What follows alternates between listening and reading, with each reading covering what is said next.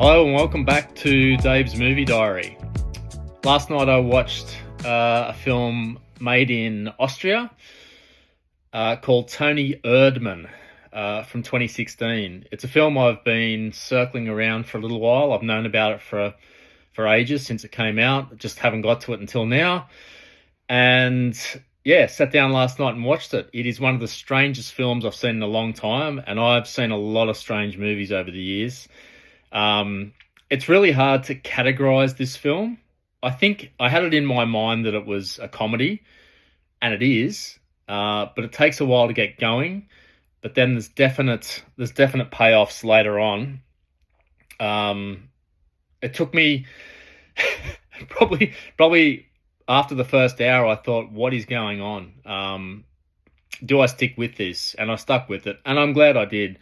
Really, really hard film to sum up. I'll try and step out what the film's about. It's really a father-daughter story between Winfried, the father, who's played by Peter Simonishek, and Ines, played by Sandra Hüller. Now, Ines is she's around 30, I suppose. She's a corporate consultant working in Bucharest, upwardly mobile, very successful. Work is everything. She's on the move. Doesn't have time to stop and smell the roses. Very ambitious, enjoying her work, seemingly.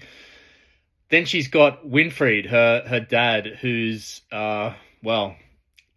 eccentric. If you look in the dictionary under eccentric, there should be a photo of this guy. He is totally the opposite.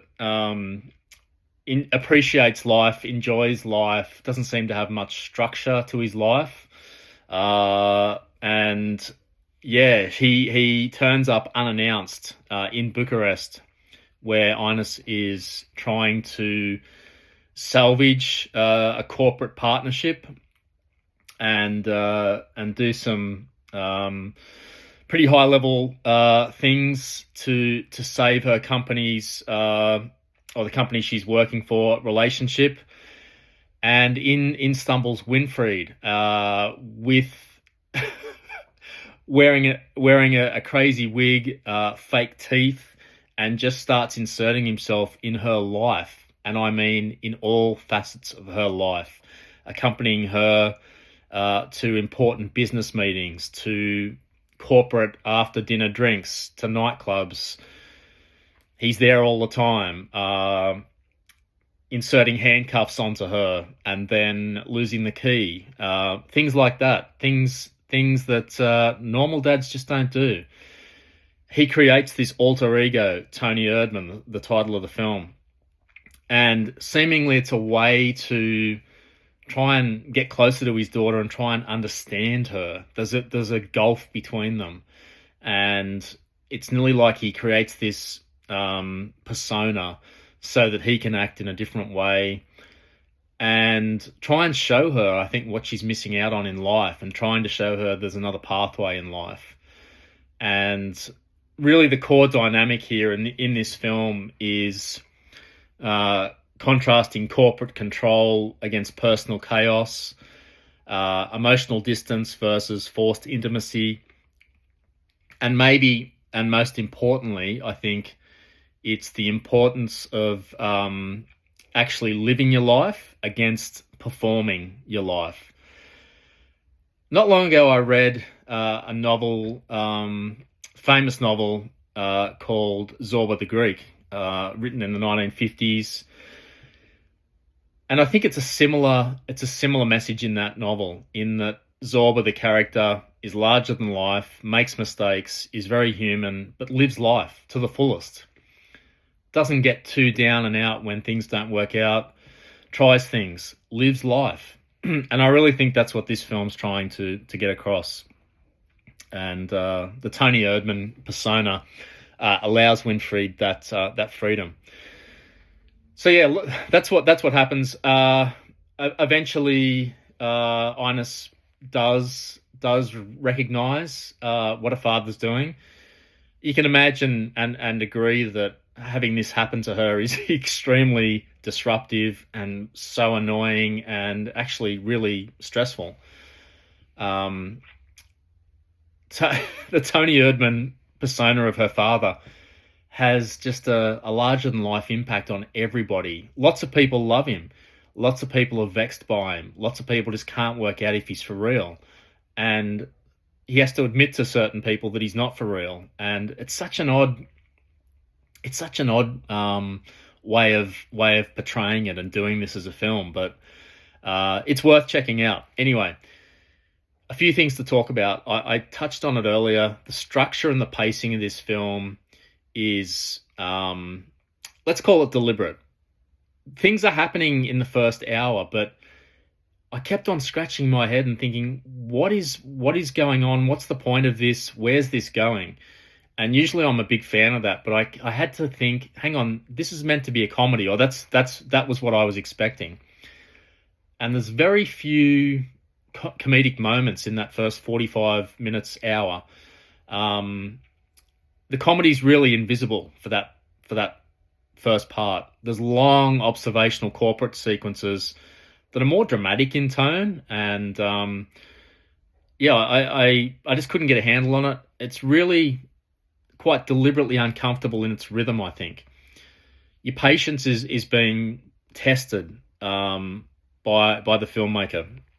The turning point comes after about an hour, but then in the last, 40 minutes, things really change again once Inez's character makes a dramatic shift in the way she approaches her life, and she starts trying things and breaking out of the mold with hilarious consequences, but also that's where the message of the film really comes through. So that shift from awkward intrusion into his life into a real emotional connection between the pair, and it's really winning when that happens, and it's done really well. It just takes a long time.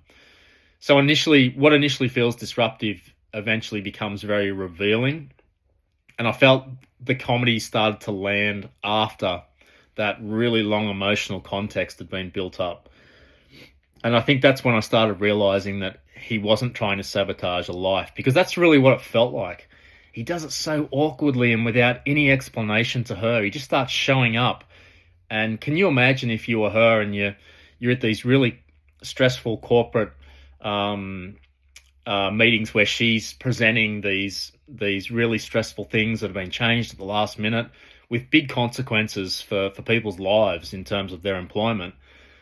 And then there's this shambling figure with this crazy wig and these fake teeth just showing up, pretending to be a life coach. And she has to handle him and make sure he doesn't get out of control without revealing who he is to anybody. It's really unique. And I could see that he's trying to break her out of how tightly she's trying to control her life, but the method he uses is amazing to watch unfold. Anyway, on to Sandra Hüller in the leading role. She's outstanding. She has to do a range of things here.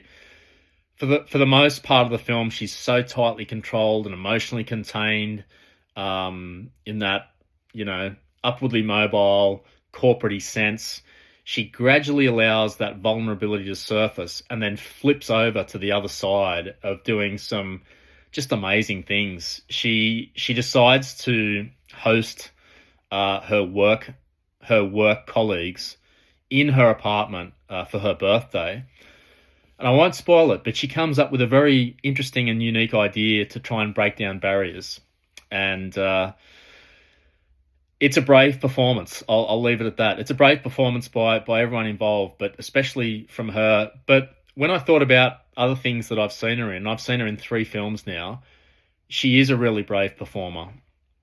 I saw her in a film called Anatomy of a Fall, about a complex murder investigation, and she shows in that film a similarly sort of layered emotional ambiguity, a constantly shifting moral and psychological read on the character. And it's another performance that's really built on restraint and a lot of uncertainty. And then the third film I've seen her in is The Zone of Interest, which is a more well-known film, where she plays a really unsympathetic character, which is the wife of a commandant in control of one of the concentration camps in Poland, I think, during World War II.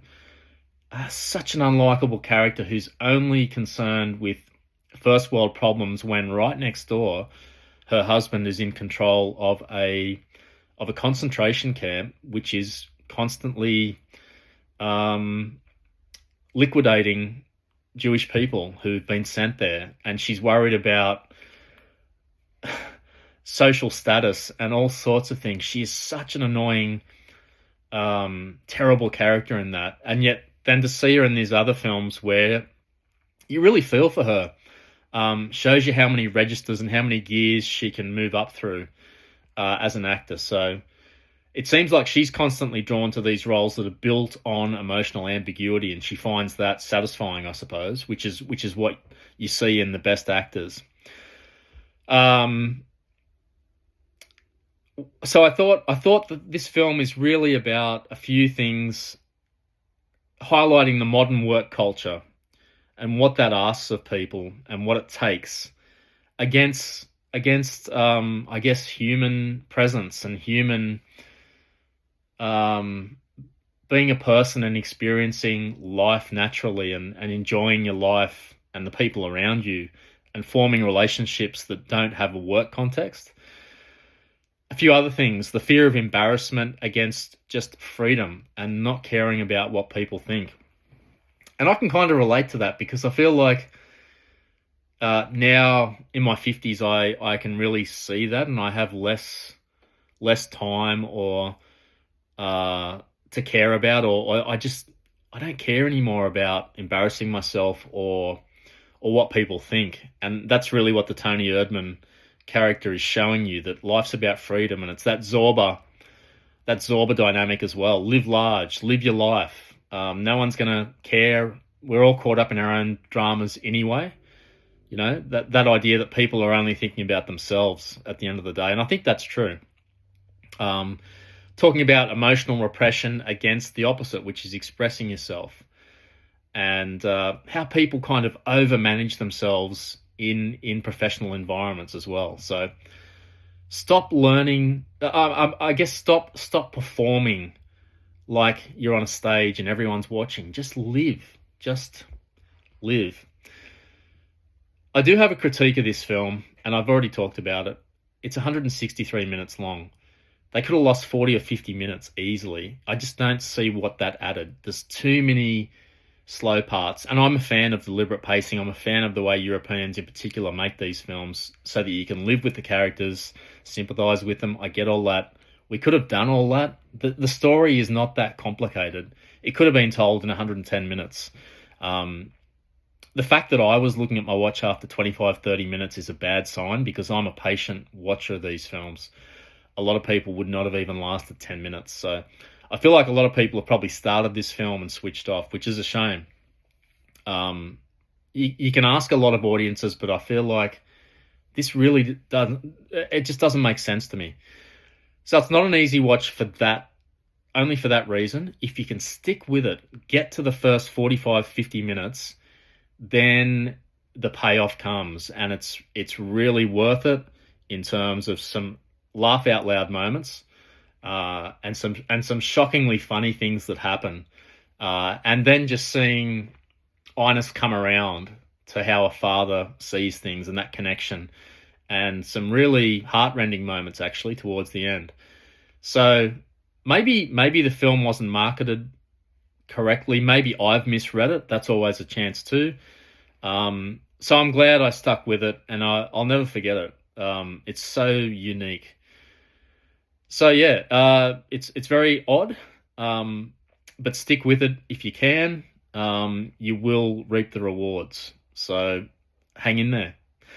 All right. Thanks again for listening, and chat next time.